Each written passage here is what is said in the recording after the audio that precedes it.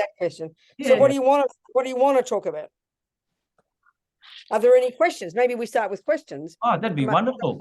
Something on people's minds. Yes. That we can start with it. But let's just start with a little, put ourselves in the right direction. Like the lamas would say, set our motivation. We might say, what's our purpose? So that's what motivation means, actually. What's our purpose? What's our goal? Why are we together here? So we're going to have a chat about, using all these views of Buddhas coming through the mouths of our holy lamas about reality and life and suffering and happiness. So, and if there's anything useful, then great, we use it as tools to do what? To develop our amazing potential. And that's something to really remember. Buddha's incredible in the way he articulates the extraordinary potential we all possess for our sake, and then because we live in this crazy planet together for the sake of others as well. So that's why we're here together. Think like that. So, okay, maybe you can ask me some questions and we can get the ball rolling that way.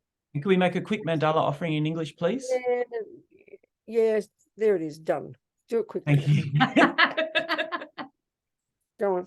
Thank you. It's done. Think about it. We just offered a mandala to the Buddha, and he happily thanked you. And there you go, done. Thank you so much. Are there any questions? Anything on your mind? Anybody? Any old thing? It doesn't matter. We'll just start the ball rolling that way. Yes. Oh. Yes.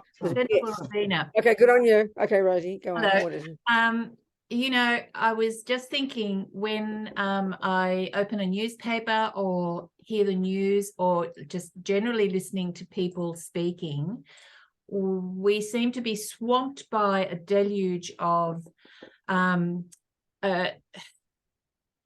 suffering, unfortunate things that happen. And I'm just thinking if you could speak a little bit about maintaining our compassion and our balance, and whilst not getting totally swamped with everything that's around us. Does that make sense? Total sense, yeah. Total sense, yeah. So great. I think that's perfect. But before we do that, how about Tanya? What do you want to say, sweetheart? I just have a question. Good. Yes. Could you talk a little bit about guru devotion and guru devotion at the very beginning of your practice? When you sort of like, you understand it's important, but there is something that you don't understand about. No, of course, sweetheart. It's a big thing, but we'll definitely discuss that one. And how about Fernando? We will, darling. I'll do it, Tanya. Fernando. My question is in relation to Nagas, and how should I do, or what should I do to, I don't know, solve the problem with them and stuff. What? Sorry, again, Fernando. This same question as Rosie's. Yes, well, the thing is that recently I was told by a friend who practiced suction that the historical center of Mexico City was full of Nagas, and there have been certain... Sorry, I'm a bit missing your point. Full of what? Sorry, I missed your point. What? I have a friend who practiced suction here in Mexico City, who recently told me... Practices suction. What? Suction. Oh, Dzogchen. Sorry. I don't know how to pronounce it. I don't know. But well, he told me that the historical center of Mexico City was full of Nagas, and I've noticed certain practices of my neighbors, which I think are related to Nagas, because Mexico City used to be a lake, and then since they are connected to water, and then also a teacher, Kuntang, told me that if I notice like voices in a telepathic way telling me things or something like that, then it might be related to Nagas, and that I should respond with compassion. But they keep on like doing certain stuff, and I don't know how to respond to them. And it has been already 2 years of this. So you're saying that you feel there are beings called Nagas harming you. Is that what you're saying? Either they are Nagas or Pretas, because I have a building next door which is abandoned, and I don't know exactly. In fact, when I came here to live here, I was a friend of mine, Lama Dorje or Venerable Dorje, came here and he said, "Oh wow, well, this is a really good place to practice. Nonetheless, that building is full of Pretas." I don't know if he said it. Are you saying, Fernando? Listen, okay, I'll answer Fernando's question first. I don't know much about it, so it won't take long.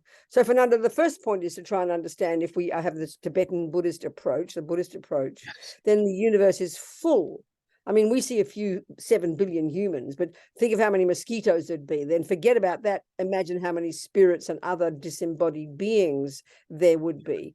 Countless numbers of them. This is absolutely true. So this is my question to you. Do you feel they are specifically harming you? Is that what you're describing? No. I think not only me, but they're harming Fernando, I'm asking about you here. They're harming everybody all the time. They are harming me. There are rapists all the time, and there are ants eating your house, and there are rats shitting in your kitchen, and there are cockroaches. Yes, there are lots of sentient beings harming each other, but I'm asking if there are you feel that you're being harmed by these beings. That's my question to you. Yes.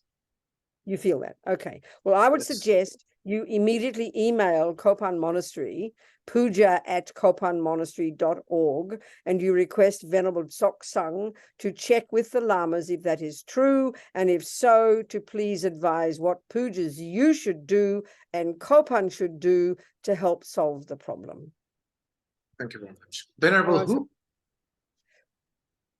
You email puja@kopanmonastery.org, and Venerable Tsoksang, Zoksang, Zoksang. He takes care of all the puja requests, and you ask him to ask the particular Geshe who does the observations to please check if you are being harmed by spirits or Nagas, and what practices would they suggest that would be helpful for you. That's the best I can say. Okay. Thank you for that. Thank you so much. So Tanya's question about guru devotion. So Tanya, where are you now, darling? Are you there, Tanya? Talk to me again. Yes, I am. Is this, have you got a long-term practice and a guru yourself, or you've just read about it and you're just starting? What's your story? Just so I can know how to answer you in particular. Yes. So I have been interested in I have read an article about Dalai Lama in 1995, and since then I have been inspired by his work and philosophy, and I realized that a lot of what is happening in mental health, place, and psychology has its roots in Buddhism. So last year I decided, when Ukraine started, I decided that I would like to practice the religion, the Buddhism as religion. And I I have bits and pieces of knowledge, and of course I've heard about Guru and yes, this and that. Do you have any particular teachers you feel close to? And I've been following the Lamrim teaching. There is a book for every day of life based on Lama Yeshe's and Lama Zopa's teachings and quotes. Yes. And the first part is Guru devotion. And there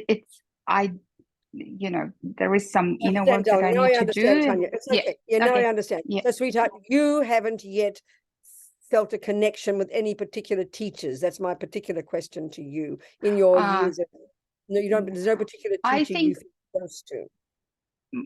I think there are teachers that I sort of resonate with. Of course, His Holiness the Dalai Lama, Jetsunma Tenzin Palmo. But they are more like. Yeah, this is fine. This is perfect. This is perfect. Well, I mean, if you read the Tibetan literature, of course, it's all kind of 10th century, 11th century, 14th century, and it's very arcane in the way they talk about it. So let's talk about it in the most practical way. I mean, so first of all, Lama and Guru, they're pretty much equivalent. One is Sanskrit and one is Tibetan. And they're the words that are used to refer to what we'd call I think the best term in English would be spiritual mentor. I think the word mentor in English is a really lovely word. It refers, I think it's defined as a person with knowledge who is kind of knowledgeable and reliable, whom you can rely upon. And we all want people like that. We all need mentors, don't we? So really, I think the best term in English would be spiritual mentor. We tend to use the word spiritual teacher because the word Lama and Guru implies that. But really, it's a very sweet word, mentor, I think. So, I mean, thinking about it very simply, Tanya, if you think about in your life, I think you'll realize anything you have learned, and would you agree with this, that you've learned it from some people, you've learned it from human beings, haven't you? And even if you read a book, who wrote a book? A human being. So it's sort of evident. This is how we pass on knowledge in our human culture, isn't it? Your mother teaches you things, you teach someone else. I mean, my mother was a classical musician. She taught me classical music. Where did she get that music from? Her teacher. Where did they get it from? Their teacher. Where did they get it from? Back, you could track it back to Bach, wouldn't you? You'd track it back to Mozart and Bach in an unbroken chain of human beings. And we know with certain things like music or whatever, we kind of really, in our culture, in the modern culture, we know that's very seriously important. I mean, you need to really learn Bach's music properly from a human being, then you teach it to the next person. Well, that's the attitude very much, and certainly in Buddhism, the necessity for a human being. There's a lovely term in Tibetan, knowledge holder, who is a knowledge holder, to pass on, to learn from that person how to do something. So I think we understand it already in our culture. We really respect that idea of having a living lineage of human beings. You understand what I'm saying, Tanya, first of all? That makes sense, right? Well, that's what a guru means, darling. It's talked about in a very specific way among the Tibetans and the Indians, but if we put it into our language, it's something we fully understand. And so, as Lama Yeshe beautifully put it, our teacher, you know, the book you're reading, some of Lama Yeshe's quotes. Lama Yeshe is our Lama, the Lama of this, you know, of my Lama and the Lama of many of us and of Lama Zopa. As Lama said one time in his teachings, you know, he speaks in a very down-to-earth way. He said, basically, the Buddha is dead.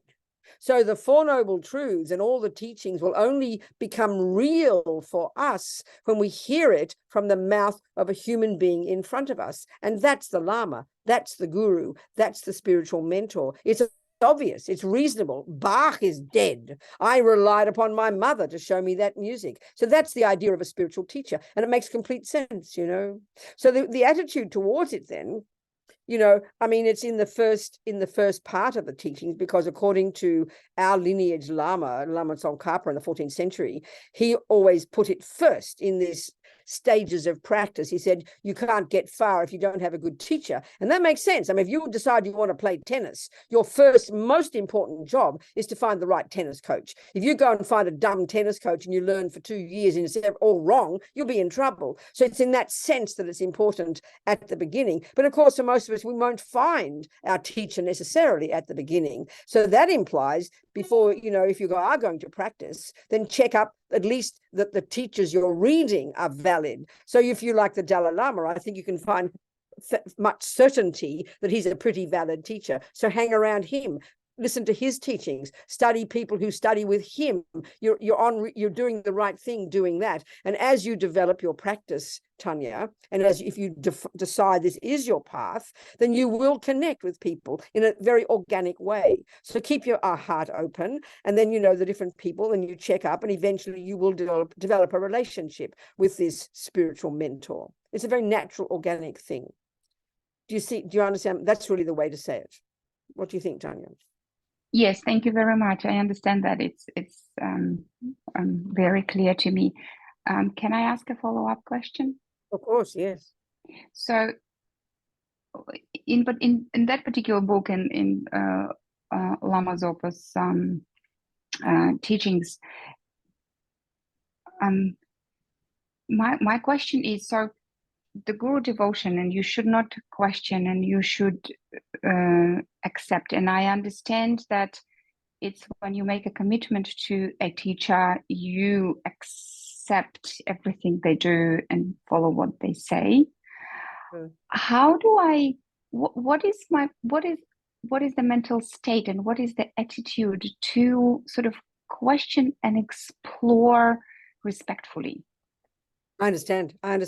See, this is very interesting, isn't it? Because one thing that really in our modern world that we really appreciate about Buddhism is that the Buddha basically says, don't believe a single word I'm telling you and check up. There's no, you know, it's not like the dogmatic teachings, if you have faith in a creator. You can't prove a creator to be correct. That means you become a creator, and that's not possible. So you have to have this incredible blind faith. But there's not, you know, the Buddhist one is, Buddha says, basically, this is what I found to be true. This is the Buddha. This is what I found to be true. He presents his findings, he presents his methodology, and then our job is to check it each step of the way. So actually, if you were there at the time of the Buddha, he would have been the guru. He would have been the guru. You know, he was the person in human form who taught the Buddha's teachings. He was the Buddha. So it's the same now. So there's no contradiction. I mean, there's no contradiction at all.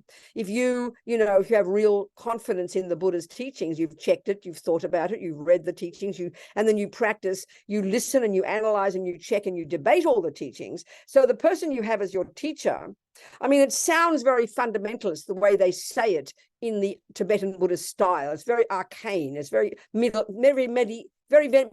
the way they say it. But there's really no contradiction. I mean, I can say that as a person who's been devoted to Lama Zopa and Lama Yeshe all my life, you know, for 45 years.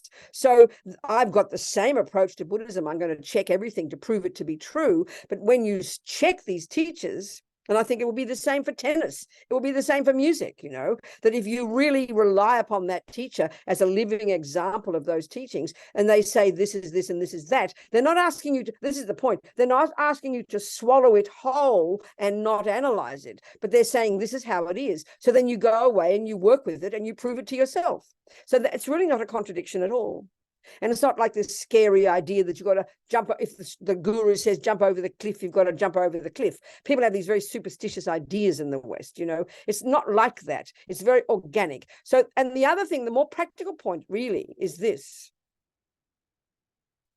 I use the example of my mother being my music teacher, you know.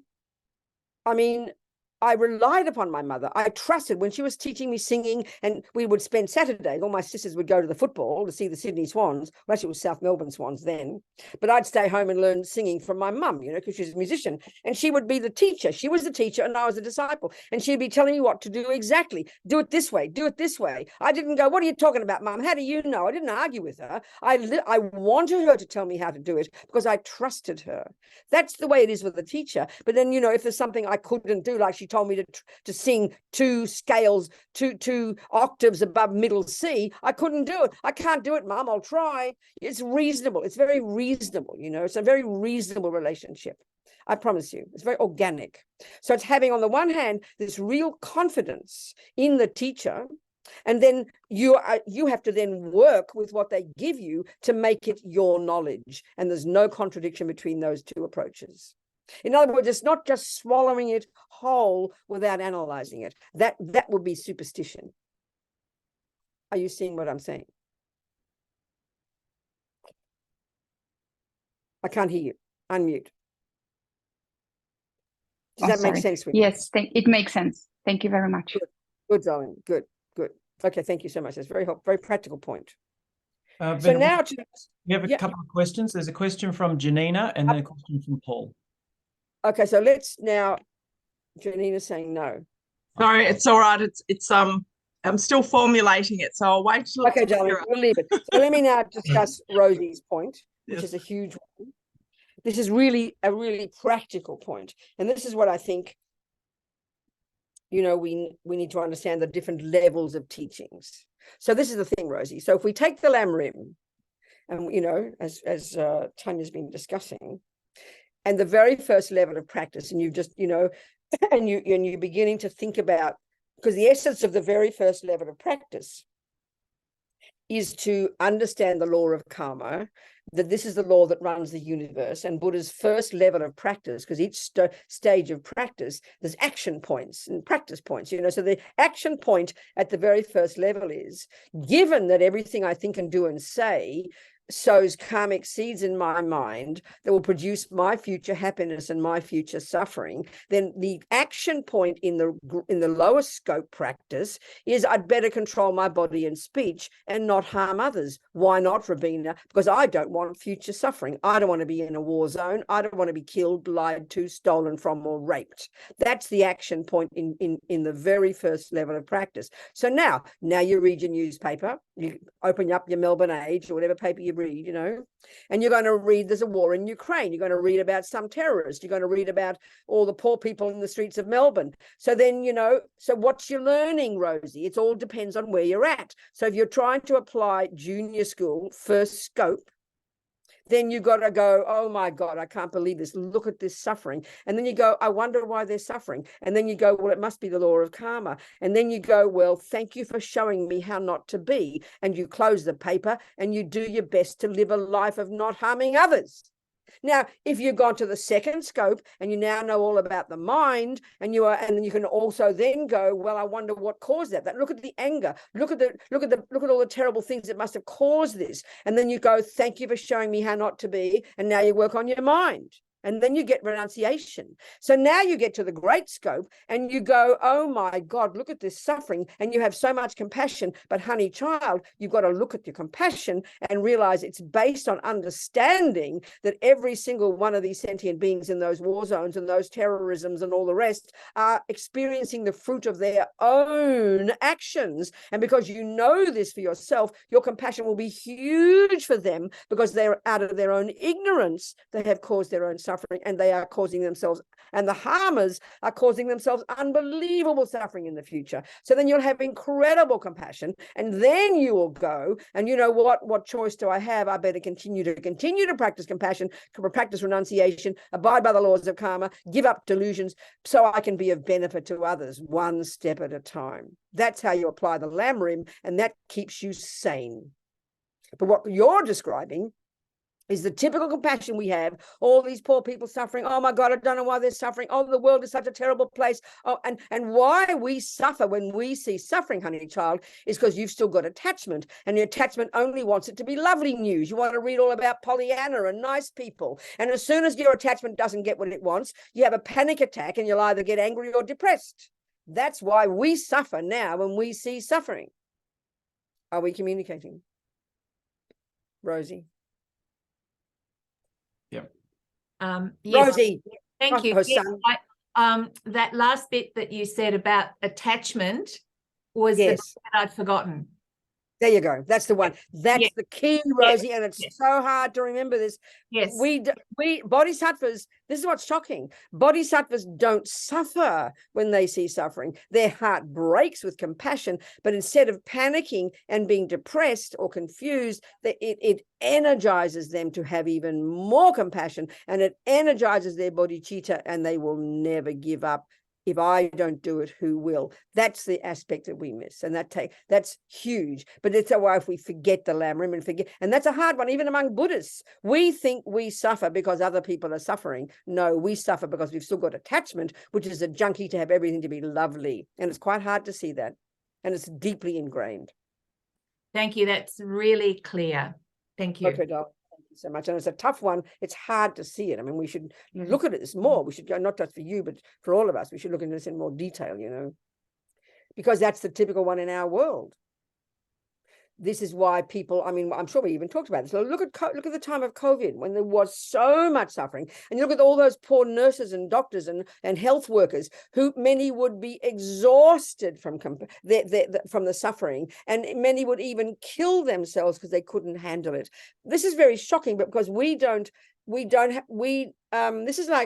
realize that the real method that makes us strong in the face of helping others isn't just helping others. We have to do the work on ourselves, which is the renunciation part, which is learning to realize about attachment and aversion and jealousy and confusion and fear, that they are why we suffer. And this is not easy to see, I tell you. Even us most Buddhists, it's not easy to see this. We just think, oh, compassion. But as you know, compassion's not enough, as His Holiness the Dalai Lama says. You've got to have wisdom, and wisdom is the first scope. Wisdom is the second scope. Wisdom is renunciation, and wisdom is understanding the Four Noble Truths. Why is their suffering? And then when we realize that, the real compassion we have is not because they're being harmed. They say the bodhisattvas have more compassion for the harmers than the harmed. And this is the point about when we understand bodhicitta, the level of compassion in the bodhisattva path. The only compassion we tend to have is for the innocent victims. And we get upset when we see the poor and the sick and the dying and the little doggies and everything.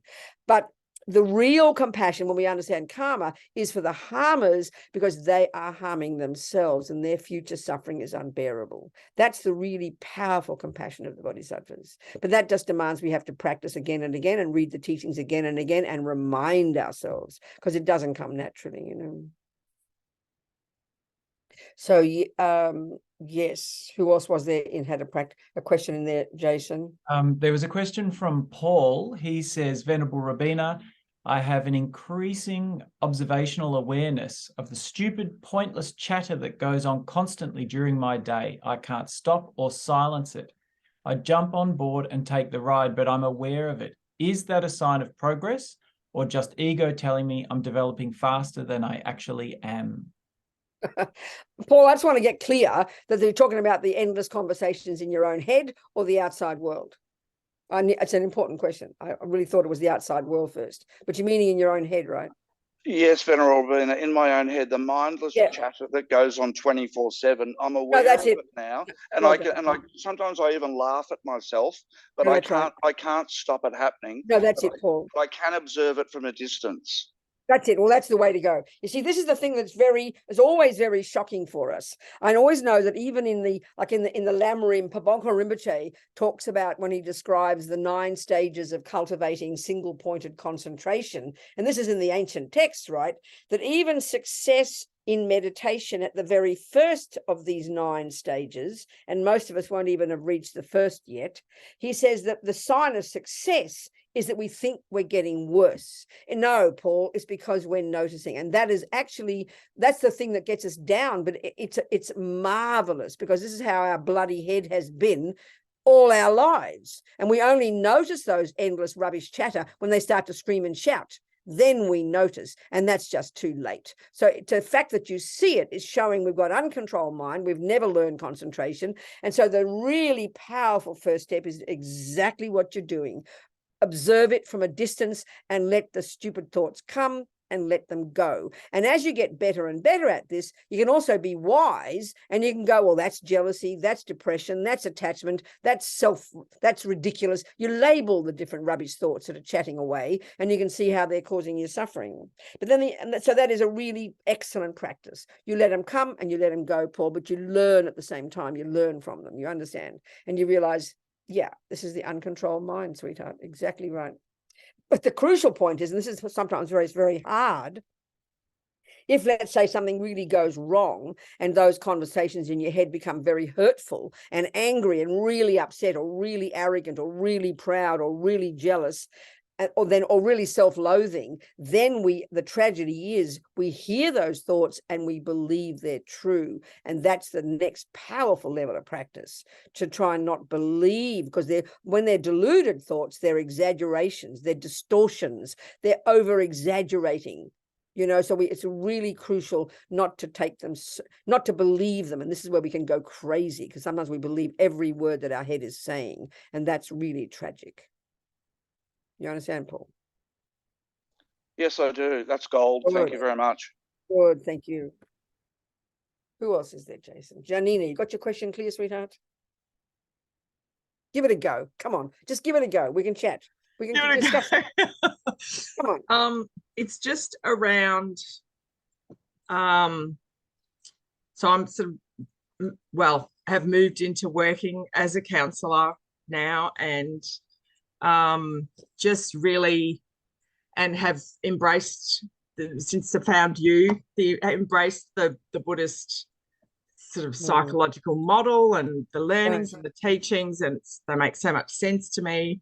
So now I find myself in this world where I'm like, okay, here's the world and here's what I'm doing, which feels like it feels like the rest, you know, most of the people that I come across are going about life this way, and I'm going about life in this other way now that makes sense to me, and it keeps every time I'm confronted with something, I'm like, this seems to have the answers for me. There you go. Yep. And the pathway, and I'm still, and I guess it'll be just a pathway that unfolds. How do I present myself in my working life in this new way? And I understand totally. I really understand.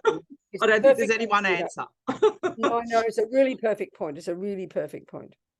So, you know, with the Buddhist path, you know, because the Tibetans are it's kept intact so perfectly for like 1200 years before the Chinese communists came along and kicked them out of their country, like Lama Yeshe put it, that, you know, the Buddhist path, the way it's presented by the Tibetans, is very arcane, and it can be very hard to comprehend it and hard to kind of see even how to apply it, even the language and the structure. So the more you practice it, the more and more you need to try and find the psychological application. So the bottom line of like how we're talking here, and this is what we learn and we study it more and more, the essence of the Buddhist approach is that we cause our own suffering and we cause our own happiness. Now, first of all, with that, when some client comes and she's in this victim relationship, when she's being bullied and abused, you don't go and tell her that. That's obvious. But you could have, for example, a view in your own mind based on your own experience that you really have confidence in that Buddhist approach, and you can realize and you can know from your own experience that as you give up being a victim, you start becoming more accountable, you stop blaming other people. When you know that yourself, then you can be wise in the way you can guide your clients. You can see, oh my God, she's in this really victim place, but she is being bullied. She doesn't feel she has any power, but you can learn to inform. Your advice can be informed by the knowledge you're learning. You don't have to be explicit, in other words, with your Buddhist knowledge. You don't have to be explicit at all. I mean, you know, when you talk about the mind, and I can talk to groups of people who aren't even Buddhists, never heard Buddhism, and I can talk like this in practical language, people love it, you know, because it's very profound, it's very sensible. And that means the more you know your own mind, you know your own attachment, your own emotional hunger, your own aversion, your own jealousy, then the more you can recognize it in others, and you can help people according to their, but your skill according to their needs can be informed by what you're learning from Buddhism, and that's the skill you can gradually develop. Do you understand? I totally understand. That's what I've actually been doing, and had some there you go, darling. profound results in other people exactly in the last honestly. week. Yeah. There you go. Well done, girl. And there's something else that's really fascinating. What they stress a lot in the Buddhist practice, and if I was mentioning before to Rosie, if you look at this structure of all the teachings, this so-called Lam Rim, at the very first level, the real essence of the first level is actually don't control your mind yet. That's next level. The Buddha's sort of saying you've got to control the servants of your mind. We don't ever think about this in our culture. Now, if you look at most people's relationships, that we've all got our mental problems, we've all got the anger and the jealousy and the resentment, but we all blurt it out of our mouths. We just vomit everything out. We have zero control. So sometimes a really powerful practice, and it's always very surprising, is to help people get to realize, well, before you vomit out everything you think, check first what you want to say before you, you know, this is I mean, we just think in our culture, well, I'm allowed to say whatever I like. We think we kind of wear a badge of honor, vomiting out our feelings, because we call it sharing. But it's 99% of the problems are solved if you can control your mouth, think about it first. I mean, this is quite a profound practice, but it's surprising to us. And this is classic Buddhism, although it doesn't sound like it. Do you understand? I mean, we can see if you've got some clients who are more thoughtful, who don't vomit out everything they think, then they, you know, you can navigate things better. But if we've got this kind of uncontrolled speech, and why we have uncontrolled speech is because we're not looking at the mind. We don't even know what we think until it vomits out the mouth. And that's just a bit late. And then all the damage is done, you know. So that's a very practical Buddhist approach, but it's surprising, but people really can appreciate it when they hear it, you know. You understand? I do. I had a friend who gave up smoking after a pack a day for 40 years this last week. Well done. We just had a conversation about thoughts, and yeah. There you go. It's quite extraordinary. I wasn't aiming at that, but that was the outcome. No, there you go. Yeah, it was amazing. That's the real Buddhist expertise. That's why we got to do a little bit of meditation every day, not just to make all your thoughts go away. Like Paul was talking, they won't just all go away. We've got to learn to see them, because these are the problems, and learn to, and like Lama Yeshe puts it, learn to be our own therapist, which means you observe all those thoughts, you're able to label what they are, and you can get to see why they're causing you so much problem. So we really can become our own therapist. It's a very profound way to put it. And that's very much the Buddhist approach. And that, you know, and people are learning this more and more these days. People appreciate the Buddhist approach, you know, but not just sort of a holy kind of walk slowly and be mindful. It's all a bit cliched talking that way. It's more profound than that, you know. So to a study pathway, like, something more structured. So some of the FPMT Courses, yeah. courses, that'd be kind of But for apart. you, of course, darling, if you like this path, Oh yeah. if you do, then you will just keep following your heart and you'll just keep reading more, going to more classes. You'll hear more things. It'll go more deep. You take it as far as you want it, Janine. I mean, people, Janina, you can be a 1% Buddhist or 100%. That's up to you to work it out, Just follow along and don't get complacent. Sort of keep moving. There's masses there, I mean, the Buddhist approach really is quite sophisticated at the level of development we can really cultivate. It's quite extraordinary what the Buddha's view is, how far we can go with ourselves, and how That's deep the part of what is. draws me to it. It's so There you go. Then. So keep moving, honey. But be sensible. A lot of wacko people around there. Just because they're called teachers doesn't mean they're valid. So you check them up. Okay? I will. Check them. Be very wise. Pabonka Rinpoche, one of the Lama Zopa always uses his particular commentary called Liberation in the Palm of Your Hand. This is early 20th century Lama. And he's very traditional. And one of my favorite sayings, and this is also to Tanya, one of my favorite sayings in this big book is choose your gurus very carefully because you're going to end up like them. My favorite piece of advice. So that's good for you too, Tanya. Don't forget. Thank you. Okay, darling. Thanks a lot. Thank you. Good, darling. Who else is there? And what is else, Jason? Somebody else? There's nothing in the chat at the moment. So if anyone else has got a question. Yeah, Susan's got a question. Go for it, Susan. Talk to me, sweetheart. Thank you, Venerable. Good. I've heard you many times talk about the problem that people have with vomiting everything out their mouths. And I can appreciate that because there are people in my own family who are inflicted in that way. Big surprise. But you've also said then there are the other people who do not. That's right. React in that way. That's and right. I'm one of those. I take everything in and it stays in.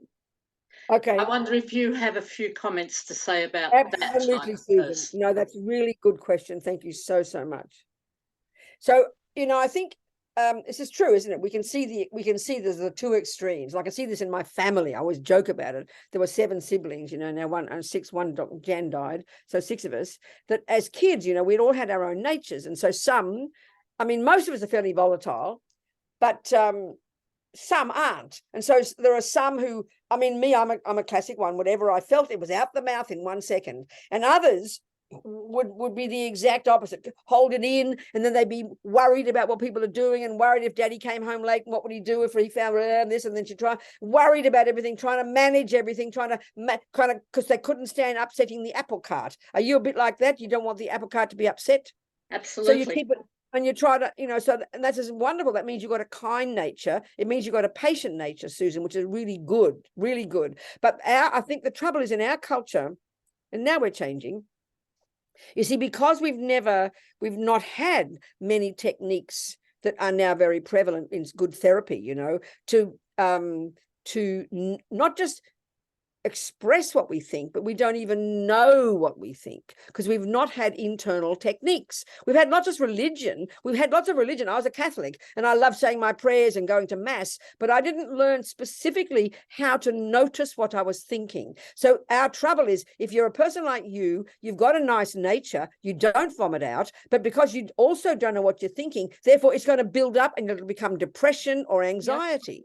Now, a person like me, I don't know what I think either, but it was there and it came out the mouth. So then I discovered, oh, wow, I must be angry. I've just heard it. So, I would make trouble for me and you just make trouble for yourself. So this is the key point. And again, in our culture, we tend to think you either suppress or you vomit.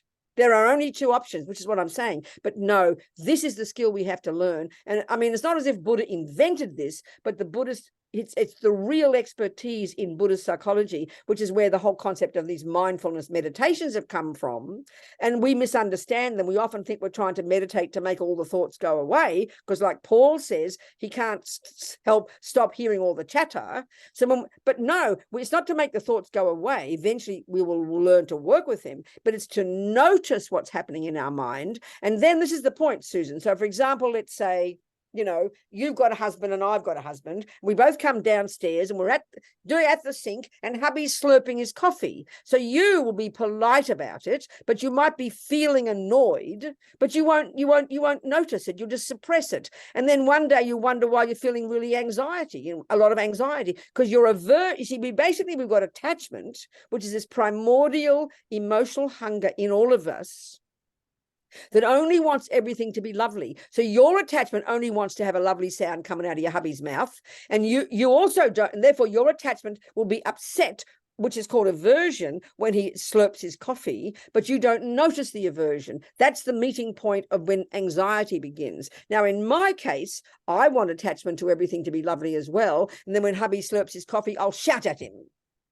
But in my case, I can't help but notice I'm angry. But if I don't do anything about it, it'll just get worse. So in the end, I'm harming him as well as myself, and you're just harming yourself. The skill then is to observe our thoughts as much as we can.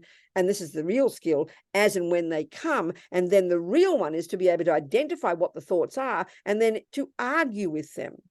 This is the real skill, is to really, if you are annoyed, you're sitting there annoyed at the kitchen sink. Annoyance is polite anger, is a polite word for mild anger. So you go, come on, Susan, give it a break. He's a human being. Let him slurp his coffee. And then you solve the problem.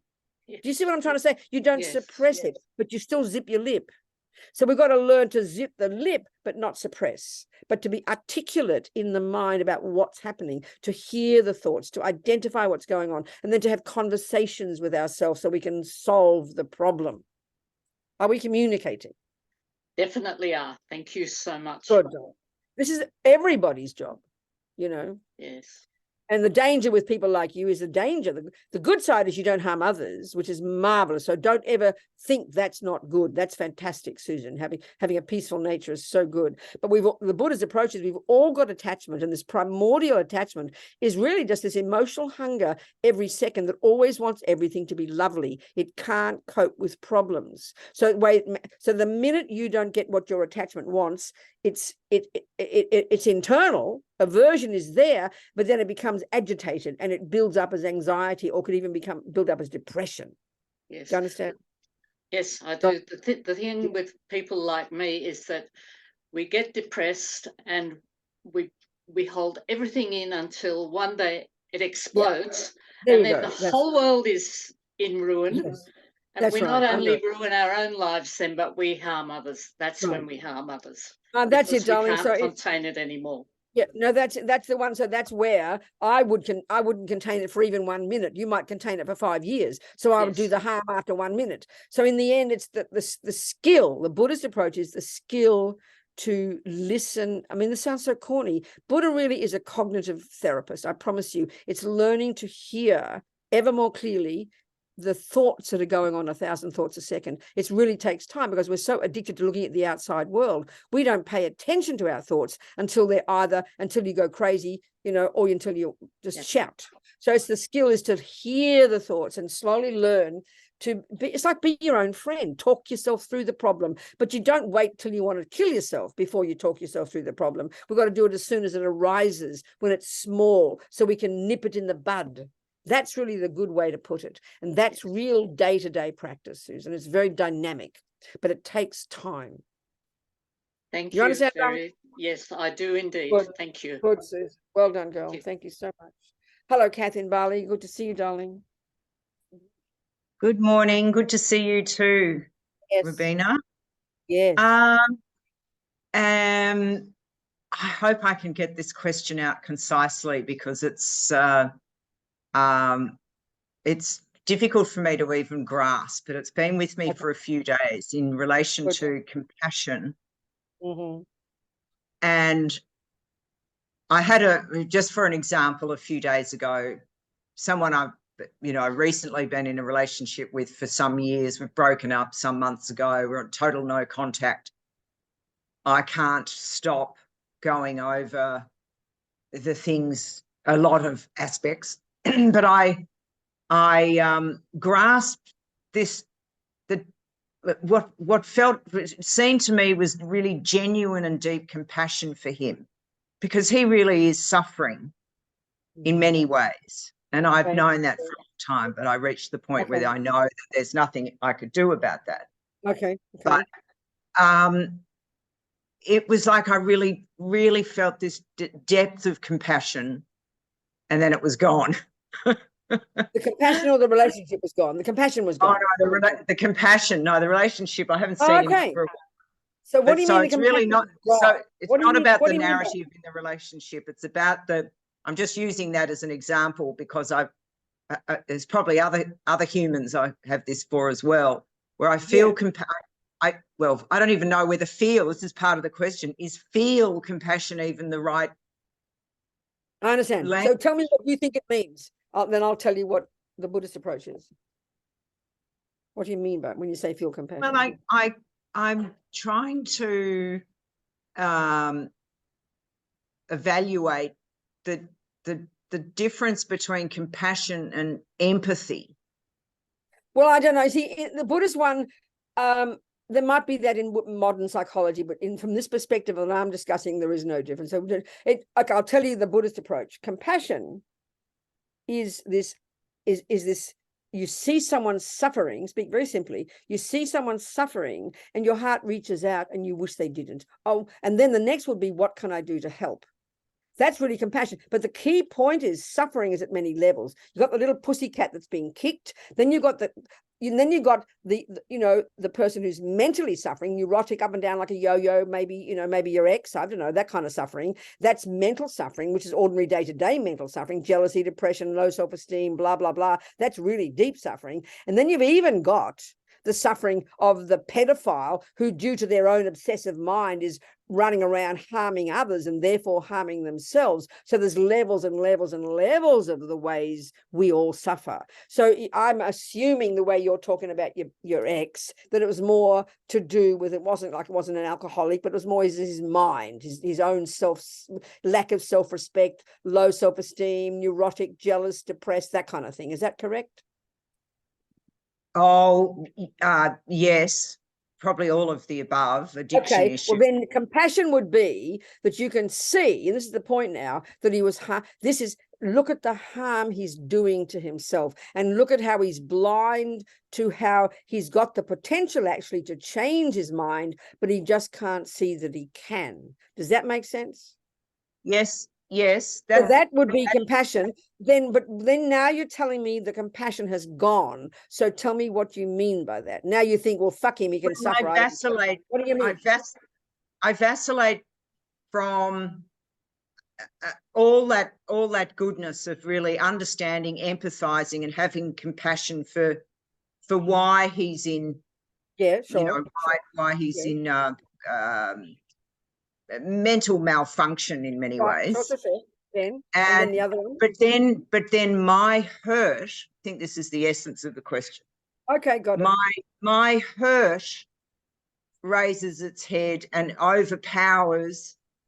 Okay, I see you now. I see your point. I mean, I've withdrawn away. Good. I see your point, sweetheart. Now, my sense is then, Kath, that have you got kind of like a peaceful nature? You don't get angry and scream and yell at him? You didn't do that? No, I'm a lot better than I was.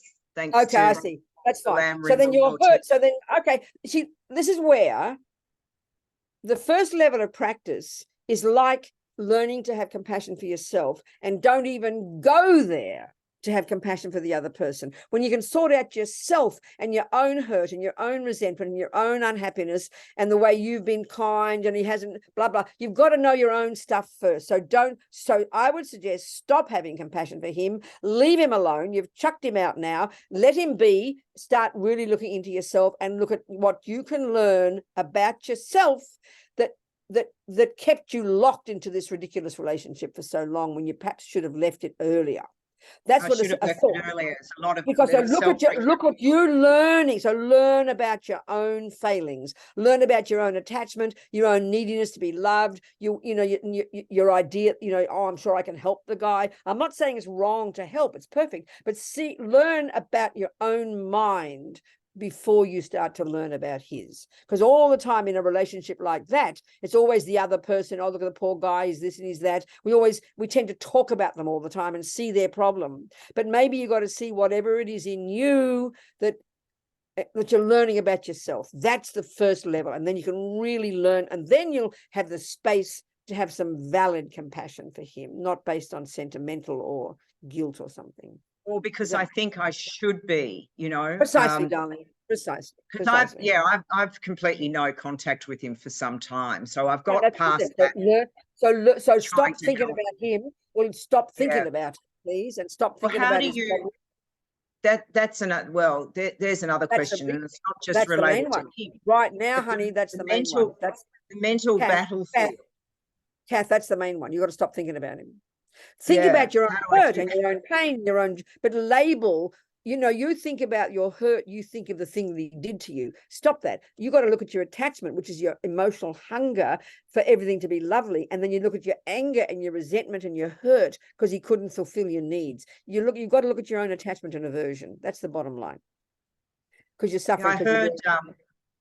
I listen to I listen to you via YouTube almost every day, just so you know.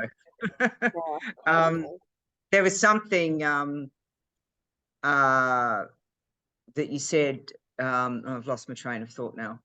Oh, don't worry, keep going. Never mind, don't worry.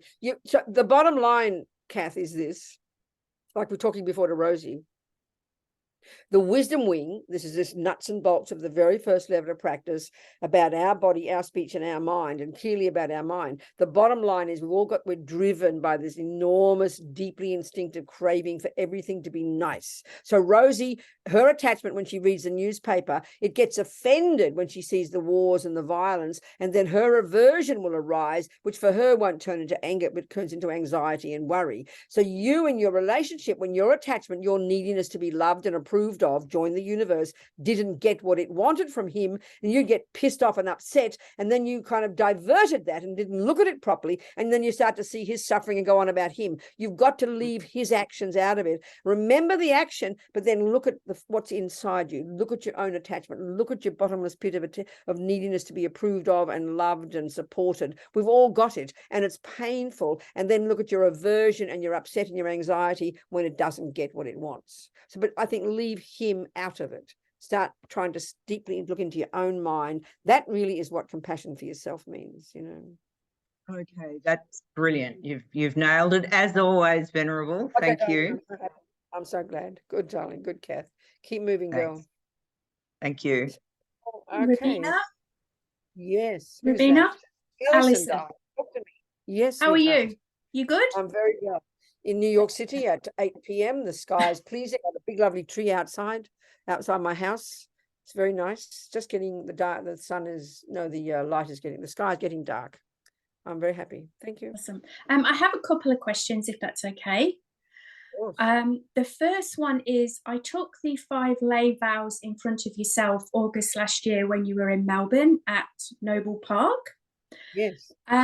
Since then, Robina, I have intentionally killed ants. Besides my purification practice in the evening, is there anything else I should do? Alison, darling, how many little ants did you slaughter, Alison? You naughty girl. It was a fair few. It was a bit of an ant invasion. And how did you kill them? What did you do? I basically just got a rag and just sort of wiped them all. When was it? 4,000? 22? I'd probably say, I don't know, maybe around 50. And did they come back again, or just this one time? I did it twice, so about the same number twice. Well, okay. First of all, there's a learn. I forget the purification is fine, but learn from it. So this is the usual thing. Your attachment wants everything to be ant-free. We all want our kitchen to be ant-free, don't we?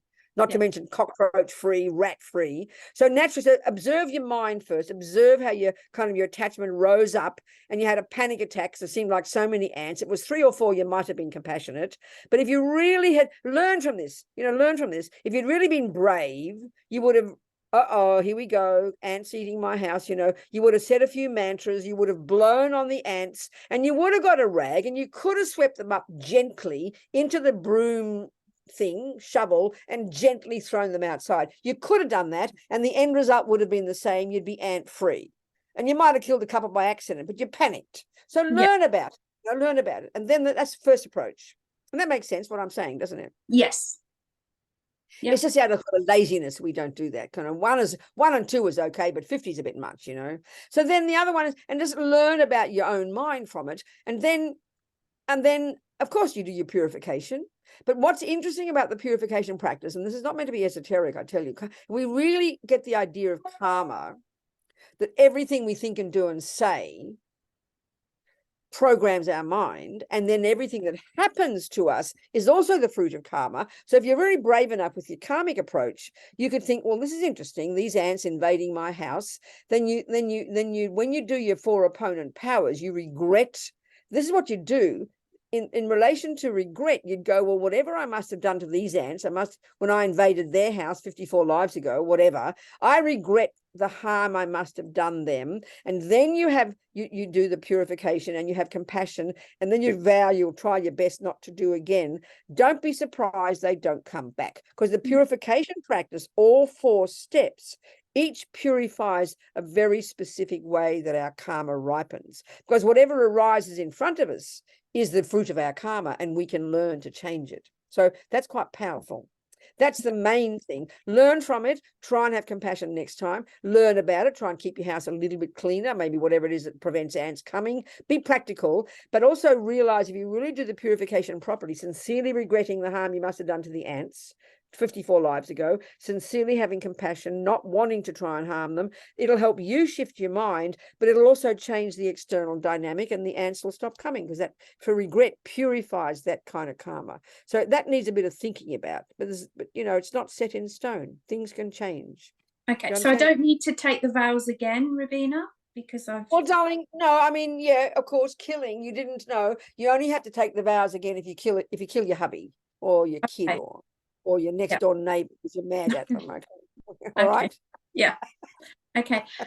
My second question is, But don't just think, oh, that means I'm off the hook. No, learn about your lack of compassion. Learn about, you know, you understand what I'm saying, darling. Yeah. Yeah. My second question is, I do a small water bowl offering in the morning, but I'm unsure. Well, just a little. I do my 3 trust.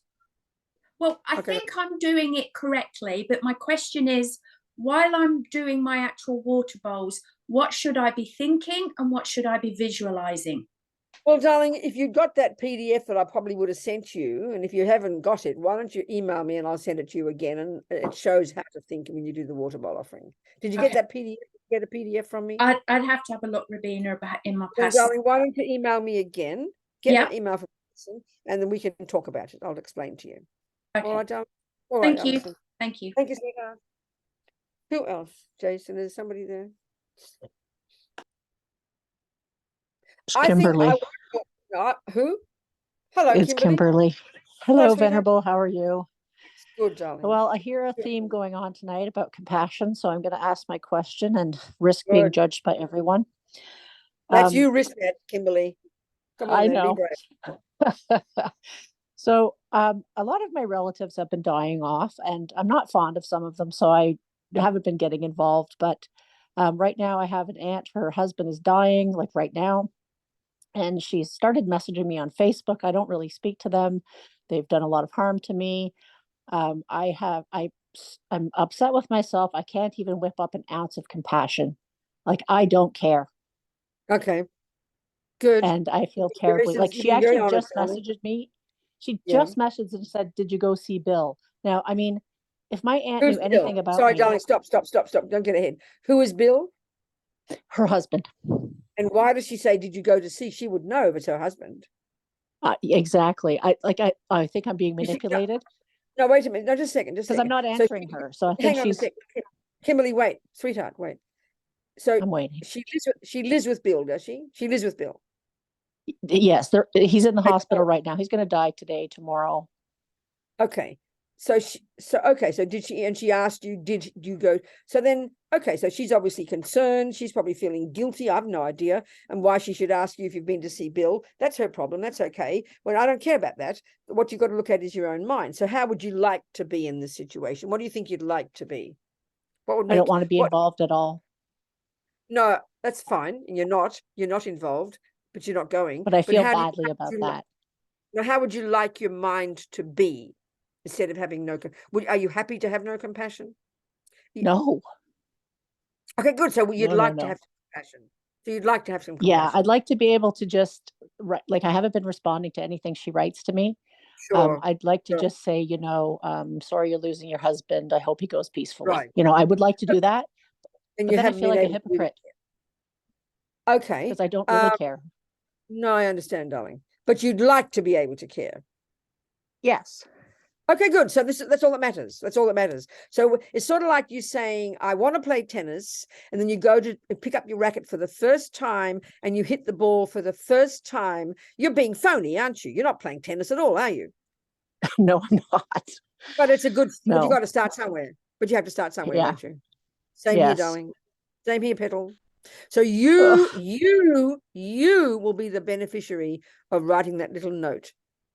You'll be the beneficiary. It mightn't even touch her, and it mightn't even help Bill. That's not the point. You will be the beneficiary, precious girl. And this is a very major point I want to say here. You having compassion, you're the beneficiary. Dalai Lama And said, how do I not feel like a hypocrite? You didn't hear what I said before, and I'll have to repeat Sure. it. When you Okay, first go. pick up the racket to play tennis, you are a hypocrite. Yes. You can't play tennis at all, but you want to play tennis, and you got to start somewhere, for God Almighty's sake. So take the step, make the move. That's what I'm saying. It's a step, sweetheart, because I asked you, you said, I don't feel compassion, but I purposely asked you, would you like to feel compassion? And you said, I would. yes. Well, that's the Absolutely. first step, sweetheart. And then so you just do that, darling girl, and you'd be so happy for yourself. Don't worry about Bill and don't worry about her. You just did a profound step. Dalai Lama said one time, when I first heard all the way these Tibetans talk about the level of compassion that we're capable of, and it just felt too much for my mind. I thought, these people are ridiculous. And then I heard him say, if you want to help others, practice compassion. If you want to help yourself, practice compassion. So, sweetheart, it's a practice for you to put those few little words in Facebook. It'll be like a miracle for you, sweetheart.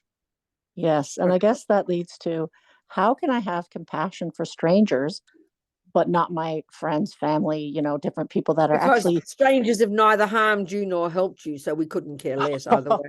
Okay, there's the why. barrier. Got it. That's Got the it. only reason. Okay. All right. Thank you. Thank you so sweetie. much. Bye, doll. Okay, people. So I think this one of Rosie, back to Rosie's point, I think it's a hard one to see, actually. This is absolutely not the way we think in the West. Which is that we suffer because we have attachment and aversion. And these two are the basis of all the others. Let us stick to these two. I mean, you know very well, Buddha talks about the three poisons. So these two are effectively the main, as far as the Four Noble Truths are concerned, as far as Buddha is concerned, the main cause of our suffering in day-to-day life, everybody in the planet, including the monkeys and the ants, is attachment. It's like a joke when we hear this word. This is why the Buddha, if he says this, if we want to understand Buddhism, we've got to understand what attachment is, because it's so much more profound, more multifaceted, more subtle than we can even imagine. This is the key point, So basically, the way I like to talk about it, it's constantly there in our minds, like a default mode. Now, before you look at, okay, so we've got the attachment and it's always there. And then you have the aversion and the jealousy and the depression. But that's just one story. The other story is you got the good ones as well. You got your compassion and you got your kindness, you got your love, you got your empathy. They're our saving grace. And they're both working together. And not together, but they're both in like a big soup in our mind all at once, all jumbled together, So we've got to learn to distinguish. This is the key thing for Rosie in order to sort out what she's thinking when she reads the paper. This is the key thing for, where are you, darling? The patient one. I can't think of your name, sweetheart. Who was that? Not Tanya, the other one. Where are you, darling? I forgot. Who was it? What's your name again? Susan, maybe Susan. Susan, yes, Susan. When she is kind of suppresses, you know. So we've got the good qualities. Never forget the good qualities. We've got to keep remembering those. But then the negative ones, if we can try and see this attachment, like Kimberly's problem, Kath's problem, Rosie's problem, Susan's problem, everybody, Paul's problem, it's everybody, it's pervasive, but it's not the way we use that word in our culture. So this attachment, first of all, it's just there continuously under, you know, until you're a highly evolved person, it's going to be there. Even though the aspect you have as a kind, patient person, I know Rosie, and she's got that, and Susan's got that.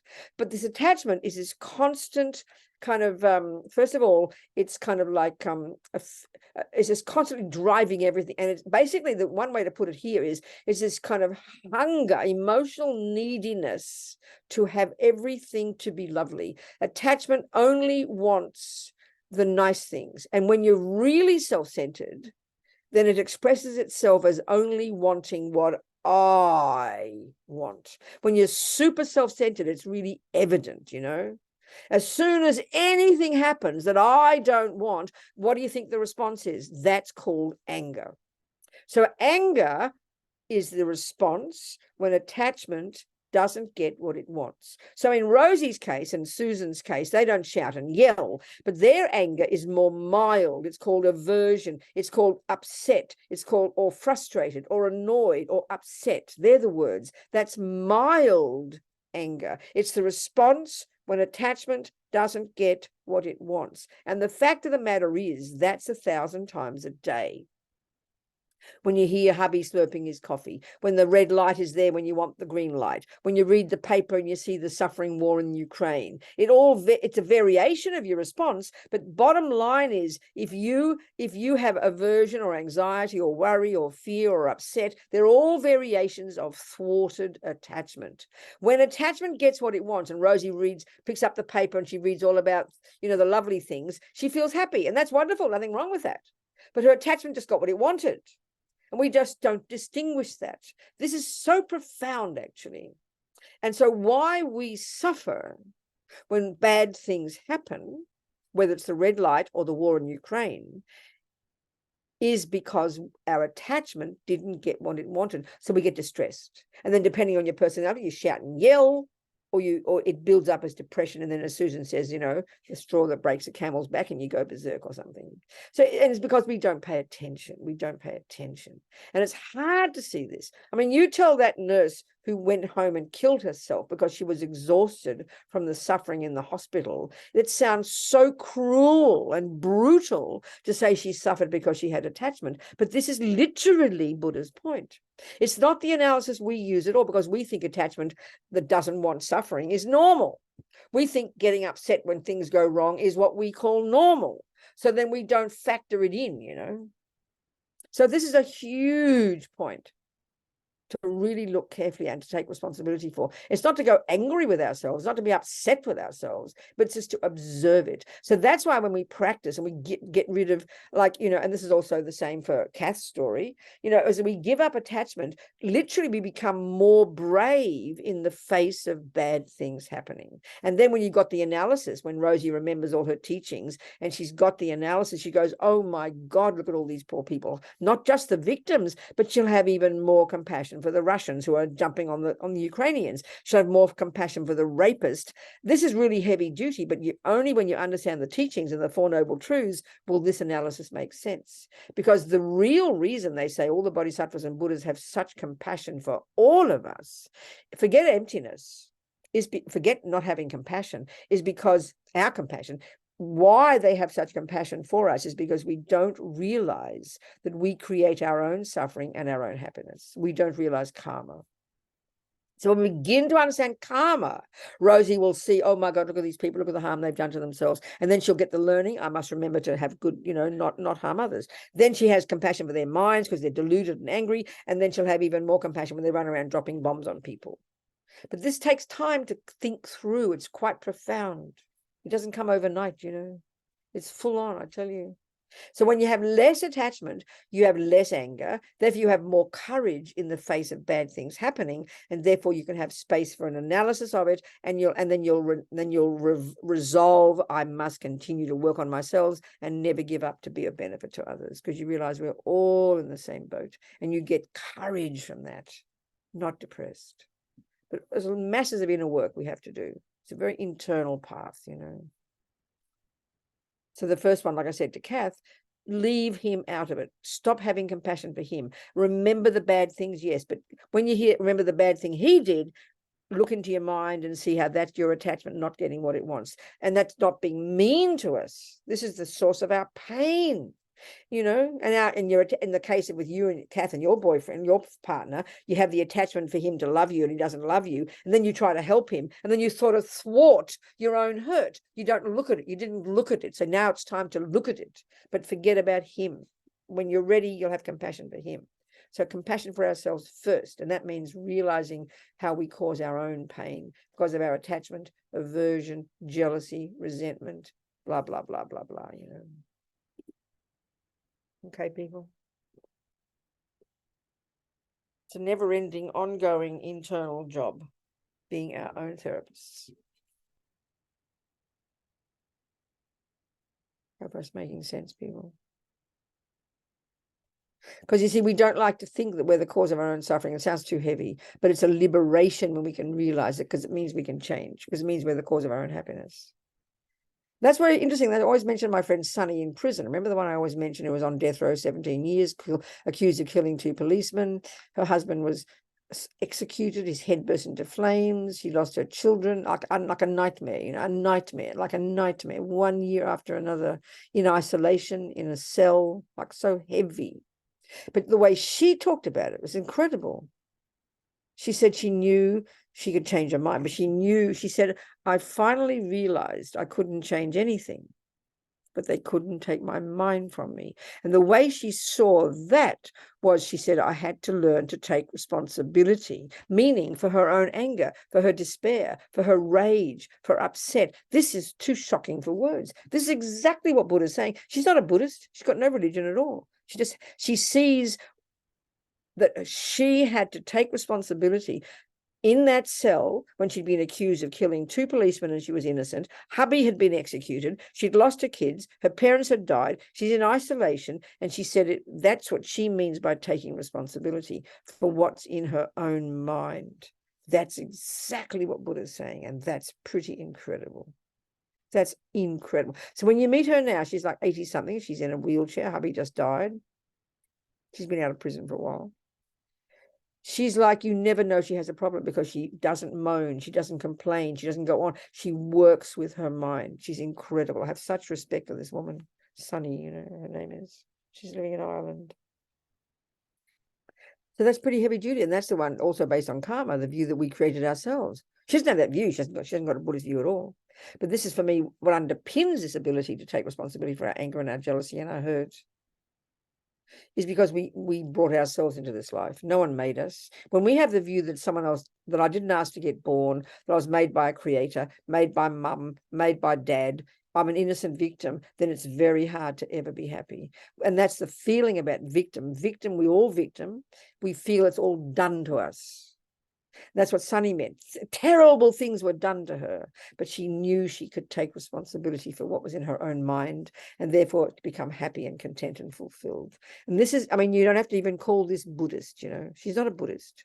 So if I was, I'd use her as such a good example, someone just sort of being religious about it. Because our mind is our own. That's what Buddha's saying. Our mind is ours, but we believe the anger was put inside me by somebody. The jealousy was put inside me. I'm an innocent victim. It's not fair. That's the energy of victim, and that's how we suffer so badly, It's quite profound. I'm sure we're communicating. Maybe it's time to finish. 15 more minutes, but one step at a time, people. Robina, can I just Yes, ask? darling. Sure thing. I think you're going to tell me the answer is my attachment. Never mind. You can ask me anyway. I find myself being very exhausted and wanting a rest from people. I understand exactly. When you're on the Buddhist path, you have this great awareness. Like, I'll bump into somebody at work, they'll spout whatever out, and I'll go, that's attachment, that's not getting what it wants, that's ego. And I try to have compassion, and then you move to the next person, and then they all spout. And I just find myself sometimes just wanting a rest from all the analysis I do all the way. I understand, darling. I totally understand. I just want to not see or speak to. Is that Exactly, just my darling. attachment wanting them? No, of to course it is, darling. But of course it is. But it's a good, what you're doing is good, because you're seeing the problem, and then you're having some compassion for them on the basis of it. But it's a bit hard work, isn't it? I mean, we're it's not like quite burnout. That's exactly right, because we're not that familiar with it at all yet. It's not as, it's sort of like, you know, an hour on the tennis court if you've only been playing tennis for a month, but an hour on the tennis court if you've been playing for 45 years is quite different. So we're all sort of newbies, and you are doing all the right analysis. It's great, but learn to be wise with yourself, you know.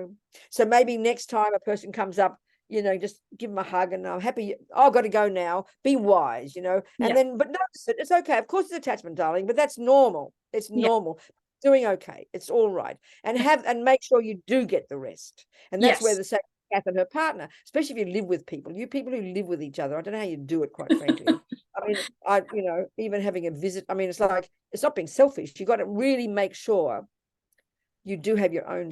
This is real compassion for yourself, where you have your own time to do your own internal work and be with yourself instead of all the time around other people. I mean, no wonder we all kill each other, you know. So it's important to do that, but for the right reason. But then as you keep getting better and better at it, Alison, it'll become more easy and it won't be exhausting. Don't you worry. Yeah. Okay. Thank you. All right. Okay. Well, people, what do you think? Enough food for thought. I think it's been a pretty intense Sunday morning. But this is Lord Buddha's Dharma. What can I tell you? This is Buddha's teachings in a down-to-earth way, which is how it has to be, isn't it? Talking 21st century Australian. Okay. So why don't we just do a little wee prayer for the swift return of Lama Zopa Rinpoche. If you haven't met Rinpoche, then maybe you can make a prayer that you might, because His Holiness the Dalai Lama has been so kind. He told the people who visited him in Dharamsala, Venerable Roger, who was Rinpoche's attendant, he told him in Dharamsala that he will promise that he will look after him. He promised he'll find the reincarnation.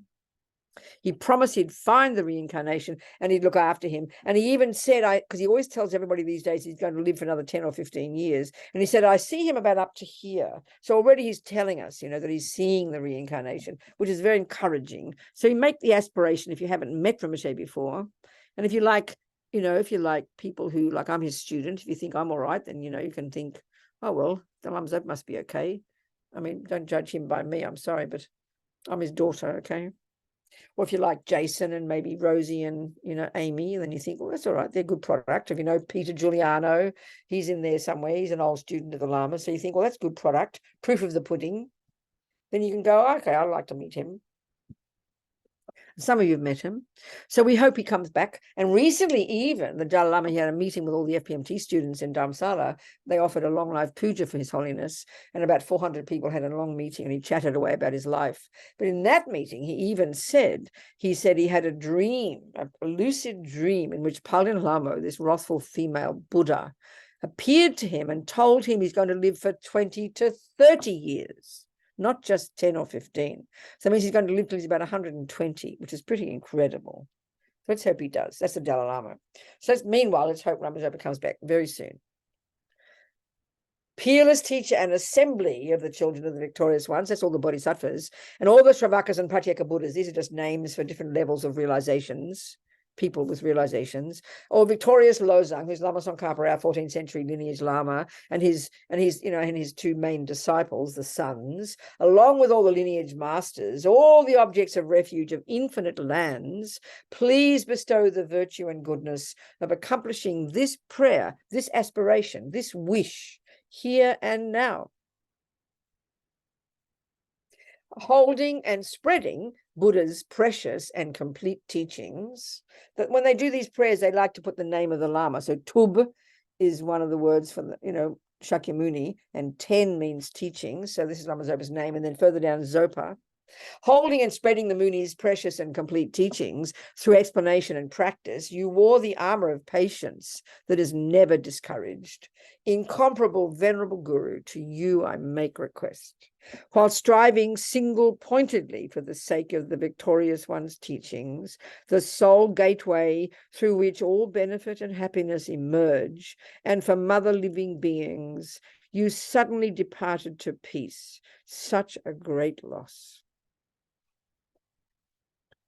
Nevertheless, through the undeceiving truth of the blessings of the ocean of the three jewels and the great waves of bodhicitta of the children of the victorious ones, may the smile of a reincarnation swiftly beam in glory for fortunate disciples. That'll do, Jason. Thank you. That will do. Close the page. Thank you very much, Venerable. Okay, so we just pray and hope. I mean, I'm hoping he comes back. Hope I live long enough for him to come back. And maybe all live long.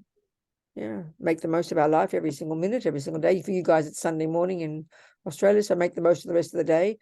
Zip your lip, and but maybe in Susan's case, Susan honey, maybe sometimes you got to be brave enough to say something, but from compassion, not from aversion, from compassion. Be brave. That's, you see, that's the real skill when with speech. I'll just let me finish.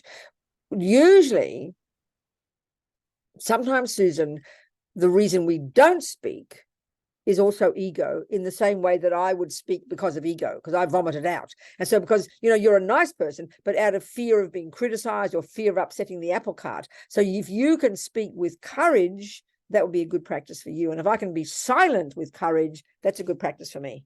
Do you understand, Susan? And people like Susan. Okay? And we're all variations of a theme anyway, aren't we? We're all in the same boat, everybody. So all of you, thank you for your questions, Kath and Janina and Alison and Paul and Susan and where is he? Fernando in Mexico. Don't you forget, Fernando, please get on to Copan. They'll help you. And Kain and Rosie there and Jason. And thank you, everybody. Jang Trub Semtrog Rinpoche, Ma Ke Panam Ke Guchi Ke Panyampa Mepa Yang Gong Ne Gondu Pelvashog. And may that's it. That's all. Everything Thank done. you, Venerable Robina, so much. Please live a very, very long life.